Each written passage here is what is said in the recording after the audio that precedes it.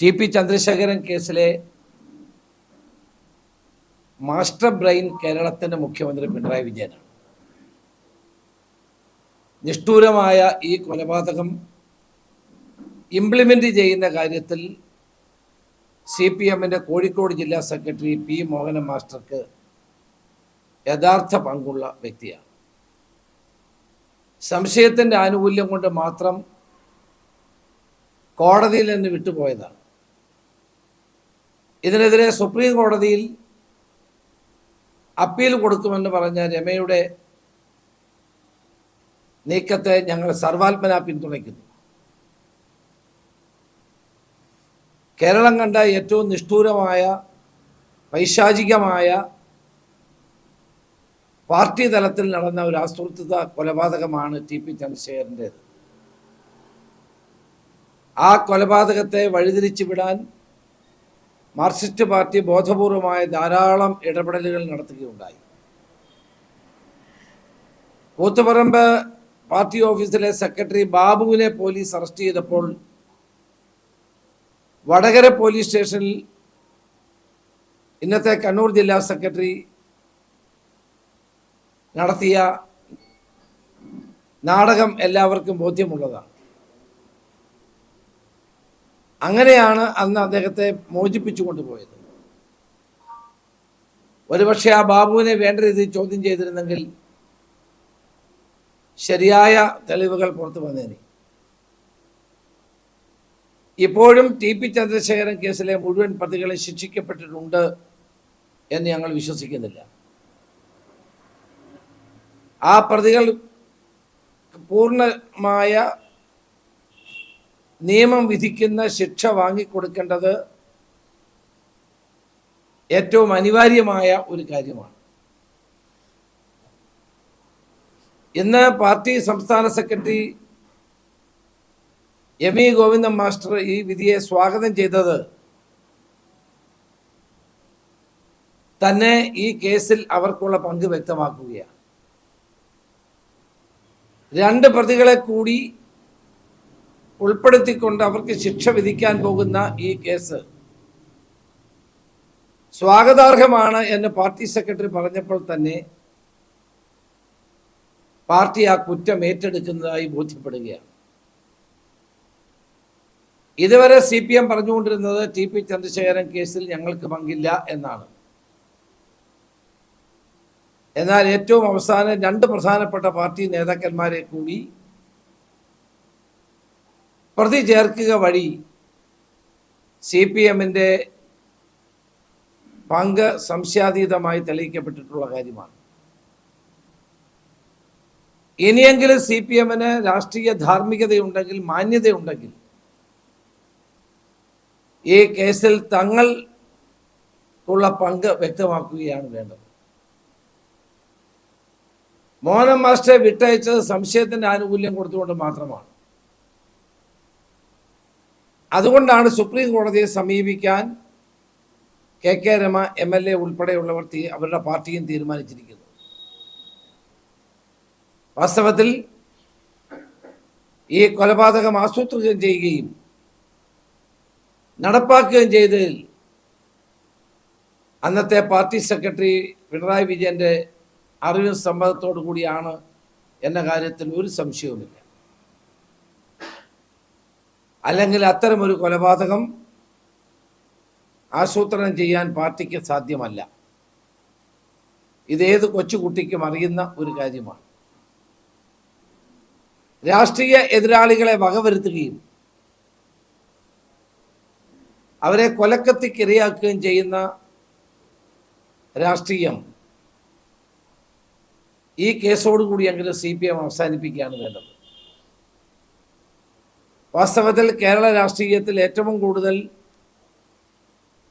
കൊലപാതകങ്ങൾ നടത്തുകയും കൊലപാതകികളെ പിന്തുണയ്ക്കുകയും ചെയ്ത ഒരു രാഷ്ട്രീയ സംസ്കാരമാണ് CPM-നുള്ളത്. അത് നമ്മുടെ സമൂഹത്തെയും നമ്മുടെ നമ്മുടെ സാമൂഹ്യ ജീവിതത്തെയും വലിയ തോതിൽ പരിക്കേൽപ്പിച്ചിട്ടുണ്ട് എന്നുള്ളൊരു വസ്തുതയാണ്. അപ്പോൾ ഇന്ന് കേരളത്തിൻ്റെ മുഖ്യമന്ത്രിയായി പിണറായി വിജയൻ ഇരിക്കുന്നത് കൊണ്ട് മാത്രമാണ് കേരളത്തിൽ അവർ കൊലപാതകം രാഷ്ട്രീയം തൽക്കാലം അവസാനിപ്പിച്ചിട്ടുള്ളത്.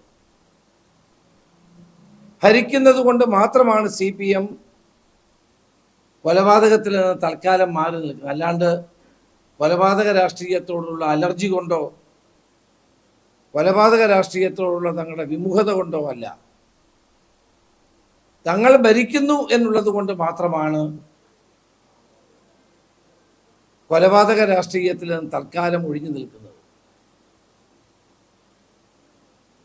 അപ്പോൾ യഥാർത്ഥ കുറ്റവാളികളും യഥാർത്ഥ അക്രമകാരികളും ഭരണത്തിൽ വന്നതോടുകൂടി താൽക്കാലികമായി കേരളത്തിൽ കൊലപാതക രാഷ്ട്രീയം ഇല്ലാതായിരിക്കുന്നു. അങ്ങനെയുള്ള ആളുകൾക്ക് ഒരു വലിയ താക്കീതാണ് TP ചന്ദ്രശേഖരൻ കേസിന്റെ വിധി. അപ്പൊ പൂർണ്ണമായും ഈ കൊലപാതകത്തിന് ഉത്തരവാദികളായ ആളുകളെ ഇനിയും നിയമത്തിന്റെ മുമ്പിൽ കൊണ്ടുവരേണ്ടതായിട്ടുണ്ട്. അതാണ് കേരളം കാത്തിരിക്കുന്നത്. അതിനു വേണ്ടിയിട്ടുള്ള എല്ലാ നിയമ പോരാട്ടങ്ങളും ആരംഭിക്കും. KK രമയ്ക്ക് ഞങ്ങളുടെ പൂർണ്ണ പിന്തുണ ഉണ്ടാകും. രണ്ടാമതായി എനിക്ക് പറയാനുള്ളത്, ഞാനിന്ന് വയനാട് സന്ദർശിച്ചിട്ടാണ് വരുന്നത്. വയനാട്ടിൽ ആന ഇറങ്ങി കൊലപ്പെടുത്തിയ ആളുകളുടെ വീടുകളെല്ലാം ഞാൻ സന്ദർശിക്കുകയുണ്ടായി. വാസ്തവത്തിൽ സംസ്ഥാന സർക്കാരിൻ്റെ കെടുകാര്യസ്ഥതയാണ് ഈ വയനാട്ടിൽ നടക്കുന്ന വന്യജീവികളുടെ നടത്തുന്ന കൊലപാതകങ്ങളും മനുഷ്യർക്ക് നേരെ ഉയർത്തുന്ന വെല്ലുവിളികളുമെല്ലാം. ഇത്രയും വലിയ സംഘർഷ സാധ്യത നിലനിൽക്കുന്ന ഒരു സാഹചര്യത്തിൽ ജനങ്ങളെ ആശ്വസിപ്പിക്കാൻ എന്തുകൊണ്ടാണ് കേരളത്തിൻ്റെ മുഖ്യമന്ത്രി അവിടെ പോകാത്തത്? കേരളത്തിൻ്റെ മുഖ്യമന്ത്രിക്ക് ജനങ്ങളോട് ബാധ്യതയില്ലേ? ഒരു ജില്ലയിലെ ജനങ്ങൾ മുഴുവൻ ഭയവിഹ്വലരായി കഴിയുന്നു. കുട്ടികൾക്ക് സ്കൂളിൽ പോകാൻ പോലും ഭയമാണ്. വീടുകളിൽ നിന്ന് ആളുകൾ പുറത്തിറങ്ങുന്നില്ല. ഏത് സമയത്തും കാട്ടാനയോ കടുവയോ വന്ന് ആക്രമിക്കപ്പെടുമെന്ന ഭീതിയിൽ കഴിയുന്ന ഒരു ജനവിഭാഗം. അവർ അധ്വാനിച്ചുണ്ടാക്കിയ കൃഷികൾ മുഴുവൻ ഈ വന്യജീവികൾ നശിപ്പിക്കുന്നു. എന്നിട്ട് സർക്കാർ മിണ്ടാതിരിക്കുന്നു. മുഖ്യമന്ത്രി പോലും അവിടെ സന്ദർശിക്കുന്ന വിമുഖത കാട്ടുന്നു. കഴിഞ്ഞ ദിവസം മുഖ്യമന്ത്രി കോഴിക്കോട് ഉണ്ടായിരുന്നു. അദ്ദേഹത്തിന് വേണമായിരുന്നെങ്കിൽ വയനാട് സന്ദർശിക്കാമായിരുന്നു. അതിനു പകരം 3 മന്ത്രിമാരെ അവിടെ അയച്ചിരിക്കുകയാണ്. ഒരു ഫലവുമില്ല. വയനാട് ജില്ലയുടെ ചാർജുള്ള വനമന്ത്രി പോലും അവിടെ സന്ദർശിക്കാൻ തയ്യാറായില്ല. വനമന്ത്രി ഏതാണ്ട് മയക്കുവടി ലഭിച്ച ആളിനെ പോലെയാണ് നടക്കുന്നത്. ഇത്രയും നാളായി അദ്ദേഹം ആ ജില്ലയുടെ ചാർജുള്ള മന്ത്രിയായിട്ട് പോലും സന്ദർശിക്കാൻ തയ്യാറായില്ല. ഇന്നും ആന ഇറങ്ങി എന്നുള്ള ഭീഷണിയാണ് ഞാൻ രാവിലെ അവിടെ ചെന്നപ്പോൾ ഞങ്ങൾ കാണാൻ കഴിഞ്ഞത്. നമ്മുടെ രാജ്യത്ത് നിലനിൽക്കുന്ന നിയമം അനുസരിച്ച് അക്രമകാരികളെ കൊല്ലാനുള്ള, മൃഗങ്ങളെ കൊല്ലാനുള്ള അവകാശം നിയമം തന്നെ തരുന്നുണ്ട്. അതുപയോഗിച്ചുകൊണ്ടുള്ള നടപടികൾ സ്വീകരിക്കാൻ ഗവൺമെൻറ് തയ്യാറാകും. തന്നെയുമല്ല,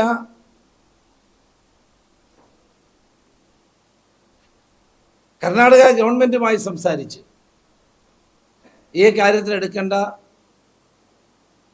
മുൻകരുതൽ നടപടികൾ എടുക്കുന്ന കാര്യത്തിൽ എന്തുകൊണ്ട് ഗവൺമെൻറ് വിമുഖത കാട്ടുന്നു? ഇവിടെ എല്ലാമാണ് ഒരു ഗവൺമെൻറ്റിൻ്റെ പരാജയം, ഒരു ഭരണകൂടത്തിൻ്റെ പരാജയം,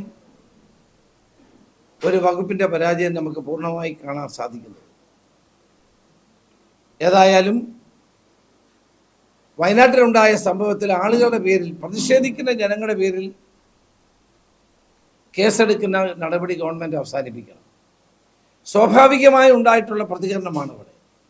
ആരും ആസൂത്രിതമായി നടത്തിയ ഒരു പൊതുമുതൽ നശീകരണമോ മറ്റൊന്നുമല്ല.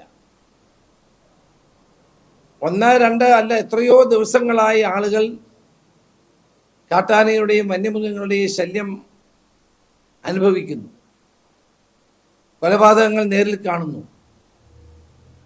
അതൊക്കെ ഉണ്ടായിട്ടും അതിനെതിരെ ഒന്നും നടപടി സ്വീകരിക്കാത്തപ്പോഴുണ്ടാകുന്ന സ്വാഭാവികമായ പ്രതികരണമാണ് ജനങ്ങളുടെ ഭാഗത്തു നിന്ന് പുൽപ്പള്ളിയിൽ ഉണ്ടായത്. ഇന്ന് അതിൽപ്പെട്ട ആളുകൾ എന്നെ കാണുകയുണ്ടായി. അല്ലാണ്ട് അവരവിടെ പൊതുമുതൽ നശിപ്പിക്കുകയോ മറ്റൊന്നുമല്ല അവർ ചെയ്തത്. മാനന്തവാടി ബിഷപ്പുമായി ഞാൻ ഫോണിൽ സംസാരിച്ചു. അദ്ദേഹവും കടുത്ത ആശങ്കയാണ് പ്രകടിപ്പിച്ചിട്ടുള്ളത്. അപ്പോൾ ഒരു ജനത നേരിടുന്ന പ്രശ്നങ്ങൾ പരിഹരിക്കുന്ന കാര്യത്തിൽ ഗവൺമെൻറ് പരാജയപ്പെട്ടിരിക്കുകയാണ്. അടിയന്തരമായി മുഖ്യമന്ത്രി അവിടെ സന്ദർശിച്ച് ഈ കാര്യത്തിൽ ജനങ്ങൾക്ക് ആശ്വാസം പകർന്നു കൊടുക്കാനും ശാശ്വതമായ പരിഹാരത്തിന് മുൻകൈയെടുക്കാനും തയ്യാറാകണം എന്നാണ് എനിക്ക് അഭ്യർത്ഥിക്കാനുള്ളത്. ഇപ്പോൾ മുഖ്യമന്ത്രി മുഖാമുഖം നടത്തുകയാണ്. ആ മുഖാമുഖം കൊണ്ട് എന്ത് പ്രയോജനമാണ്? നേരത്തെ നവകേരള സദസ്സ് നടത്തി, അതൊരു മുഖാമുഖമായിരുന്നല്ലോ. അപ്പം നവകേരള സദസ്സ് കോടിക്കണക്കിന് രൂപ സർക്കാരിൻ്റെ പണം ചെലവഴിച്ച് നാട്ടുകാരിൽ നിന്ന് പണം പിരിച്ചും നടത്തിയ നവകേരള സദസ്സ് ഒരു പരിപൂർണ പരാജയമാണ് എന്ന് മുഖ്യമന്ത്രിക്ക് തന്നെ ബോധ്യപ്പെട്ടതിൻ്റെ വെളിച്ചത്തിലാണ് PR ഏജൻസികൾ സജസ്റ്റ് ചെയ്ത പ്രകാരം മുഖാമുഖം നടത്തുന്നത്. ഈ മുഖാമുഖത്തിനും സർക്കാരിൻ്റെ പണം ചെലവഴിക്കുന്നു, സ്പോൺസർമാരെ കണ്ടെത്തി ജനങ്ങളിൽ നിന്ന് പണം പിരിച്ചുകൊണ്ട് നടത്തുന്നു. അപ്പം ഇതെല്ലാം സർക്കാർ ചെലവിൽ തെരഞ്ഞെടുപ്പിന് വേണ്ടി, പാർലമെന്റ് തെരഞ്ഞെടുപ്പിനെ കണ്ടുകൊണ്ട് നടത്തുന്ന ഒരു രാഷ്ട്രീയ പ്രചരണം മാത്രമാണ് ഈ മുഖാമുഖം പരിപാടി. നവകേരള സദസ്സിലൂടെ ലക്ഷക്കണക്കിന് പരാതികൾ കിട്ടിയിട്ട് ആ പരാതികളൊന്നും പരിഹരിക്കാൻ ഗവൺമെൻറ് നടപടി സ്വീകരിച്ചിട്ടില്ല. ഇപ്പോഴും ആ പരാതികളൊക്കെ കെട്ടിക്കിടക്കുകയാണ്. അന്ന് തകർത്ത മതിലുകൾ പലതും കിട്ടാനുണ്ട്. ആ സദസ്സുണ്ടാക്കിയ വിനാശം ഇതുവരെ തീർന്നിട്ടില്ല. അപ്പോഴാണ് പുതിയ തരത്തിൽ ഇപ്പം മുഖാമുഖം, അത് PR ഏജൻസികൾ സജസ്റ്റ് ചെയ്ത പ്രകാരം പുതിയ മുഖാമുഖവുമായിട്ട് ഇറങ്ങിയിരിക്കുകയാണ്. വാസ്തവത്തിൽ ഈ മുഖാമുഖം ആദ്യം നടത്തേണ്ടത് വയനാട്ടിലെ കർഷകരുമായിട്ട് വേണമായിരുന്നു എന്നാണ് എനിക്ക് അഭിപ്രായപ്പെടാറുള്ളത്. പാവപ്പെട്ട് ജീവിക്കാൻ നിവൃത്തിയില്ലാതെ കണ്ണുനീരും കയ്യുമായി കഴിയുന്ന ഒരു ജനതയോടായിരുന്നു ആദ്യം മുഖ്യമന്ത്രി ഇത് നടത്തേണ്ടത്. അതല്ലാതെ ആളുകളുടെ കണ്ണിൽ പൊടിയിടാൻ വേണ്ടി പാർലമെന്റ് തെരഞ്ഞെടുപ്പിൽ സർക്കാർ മിഷനറി ഉപയോഗിച്ചുകൊണ്ട് നടത്തുന്ന ഈ രാഷ്ട്രീയ പ്രചരണം അവസാനിപ്പിക്കുകയാണ് വേണ്ടത്. തീർച്ചയായിട്ടും ഗവൺമെൻറ് നടപടികൾ സ്വീകരിക്കുന്നതിന് പകരം കർഷകർ കന്നുകാലികളെ വളർത്തരുതെന്ന് മന്ത്രി ആഹ്വാനം ചെയ്യുന്നത് എത്ര അപഹാസ്യമായ ഒരു കാര്യമാണ്. ഇത് ചെയ്യേണ്ടത് എന്താണ്? തമിഴ്നാട് ഗവൺമെൻറ്റുമായിട്ടും കർണാടക ഗവൺമെൻറ്റുമായിട്ടും കേരള അതിർത്തിയിലുള്ള പ്രശ്നങ്ങൾ ചർച്ച ചെയ്യണം. ഈ വനത്തിൽ നിന്ന് മൃഗങ്ങൾ ഇറങ്ങുന്നതിന് ചില കാരണങ്ങളുണ്ട്. അവർക്ക് ആവശ്യമായ ആഹാരം കിട്ടാത്തത് കൊണ്ട്, അവർക്ക് ആവശ്യമായ വെള്ളം കിട്ടാത്തത് കൊണ്ട്, സുരക്ഷിതത്വം കിട്ടാത്തത് കൊണ്ടായിരിക്കാം ഒരു പക്ഷേ ഇറങ്ങുന്നത്. ഈ രണ്ട് ഗവൺമെൻറ്റുകളുമായി സംസാരിച്ച് അതിനുള്ള സംവിധാനം ഒരുക്കി കൊടുക്കുന്നതിന് പകരം കർഷകർ അവിടെ നിന്ന് മാറി താമസിക്കണമെന്ന് പറയുമോ എന്ന് അവിടെ നോക്കിയാൽ മതി. അവിടെ കന്നുകാലികളെ വളർത്തി ജീവിക്കുന്ന പാവപ്പെട്ട കർഷകർ, അതൊക്കെ അവസാനിപ്പിക്കണമെന്നുള്ള മന്ത്രിയുടെ വാദം ഒരിക്കലും അംഗീകരിക്കാൻ കഴിയുന്നതല്ല. അല്ല, അതിൻ്റെ ഒരു പ്രശ്നം ഞാൻ പിന്നീട് ആഭ്യന്തരമന്ത്രിയായപ്പോൾ ഞാനും പരിശോധിച്ചൊരു കാര്യമാണ്. അതിനകത്ത് സർവീസ് പ്രൊവൈഡേഴ്സ് നമ്മൾ സഹകരിക്കാൻ തയ്യാറായില്ല. കാരണം ഒരു 3 വർഷം കഴിഞ്ഞപ്പോഴത്തേക്ക് ആവശ്യമായ ഫോൺ ഡീറ്റെയിൽസ് തരാൻ ഞങ്ങൾ ആവശ്യപ്പെട്ടതാണ്. അന്ന് ഹോം സെക്രട്ടറി തന്നെ സർവീസ് പ്രൊവൈഡേഴ്സിനോട് ആ ഫോൺ കോളുകളുടെ ഡീറ്റെയിൽസും ഫോണിൻ്റെ ഡീറ്റെയിൽസും തരാൻ പറഞ്ഞപ്പോൾ അവർ സഹകരിക്കാൻ തയ്യാറായില്ല. അവിടെയാണ് അതിൻ്റെ പിന്നെ മുന്നോട്ട് പോകാൻ കഴിയാത്ത അവസ്ഥയുണ്ടായത്. അല്ല, അങ്ങനെ ഉണ്ടായി. എൻ്റെ അറിവിൽപ്പെട്ടത്തോളം ഉള്ള കാര്യമാണ് ഞാൻ പറഞ്ഞത്. ഷാജിക്ക് കൂടുതൽ അറിയാണ്. അല്ല, എനിക്ക് മനസ്സിലാക്കാൻ കഴിയും. ഞാൻ ആഭ്യന്തരമന്ത്രി വന്ന ശേഷമാണ് ഇത് കംപ്ലീറ്റ് കോടതിയിൽ അന്ന് കുറ്റപത്രം വരെ സമർപ്പിച്ച കാലത്താണ്. എനിക്ക് പിന്നെ അതിനകത്തൊന്നും ചെയ്യാനില്ല.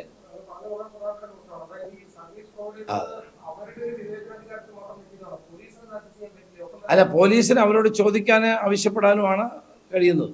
അവർ നിരവധി തവണ ആവശ്യപ്പെട്ടിട്ട് അവർ കൊടുത്തില്ല എന്നുള്ളതാണ് സത്യം.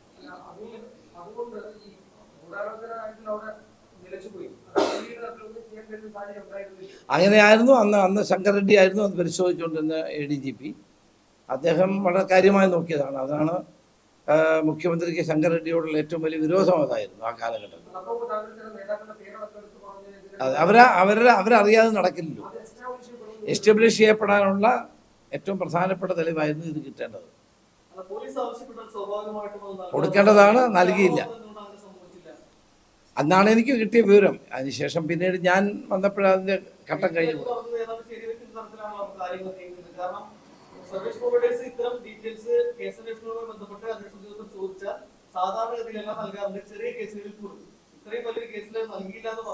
അതാണ് നൽകാത്തതിന്റെ കാരണം എന്താണെന്നുള്ളത് വളരെ പരിശോധിക്കേണ്ട കാര്യമാണ്. അന്നത് പരിശോധിച്ചപ്പോൾ പറഞ്ഞത് 3 വർഷം കഴിഞ്ഞാൽ ചിലപ്പോൾ അവരത് സൂക്ഷിച്ചു വെക്കാറില്ലെന്നൊക്കെയാണ് അവർ പറഞ്ഞത്.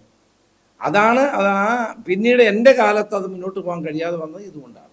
പക്ഷെ ഞാൻ വന്നപ്പോൾ തന്നെ അത് പൂർണ്ണമായി കോടതിയിൽ കുറ്റപത്രം കൊടുത്ത് ആളുകളെ അകത്തായി ഈ പ്രതികളൊക്കെ ജയിലിലായ കാലഘട്ടത്തിലാണ് ഞാൻ പിന്നെ വന്നത്. അല്ല, അതിൻ്റെ കാരണങ്ങളിലൊന്നതാണ്. പക്ഷേ ഇത്തരം ഒരു രാഷ്ട്രീയ കൊലപാതകം നടത്തുമ്പോൾ പാർട്ടി സെക്രട്ടറി, അതും പ്രത്യേകിച്ച് പിണറായി വിജയനെ പോലെ ആൾ പാർട്ടി സെക്രട്ടറി ആയിരിക്കുമ്പോൾ അദ്ദേഹം അറിയാതെ നടക്കില്ല എന്നുള്ള പൂർണ്ണ വിശ്വാസം നമുക്ക് എല്ലാവർക്കും ഉണ്ട്. ഈ പൊസിഷനിൽ അദ്ദേഹം വന്ന ശേഷം കേരളത്തിൽ കൊലപാതക രാഷ്ട്രീയം ഇല്ലാതായി. കണ്ണൂരിൽ കൊലപാതക രാഷ്ട്രീയം ഇല്ലാതായി. ഇനി കണ്ണൂരിൽ കൊലപാതക രാഷ്ട്രീയം ആരംഭിക്കണമെങ്കിൽ വീണ്ടും അധികാരത്തിൽ നിന്ന് പുറത്തു പോകണം. അതിൻ്റെ 2 ചർച്ച നടന്നു. ബാക്കിയുള്ള ചർച്ചകൾ ഈ ആഴ്ച നടക്കുമെന്നാണ് ഞാൻ വിശ്വസിക്കുന്നത്.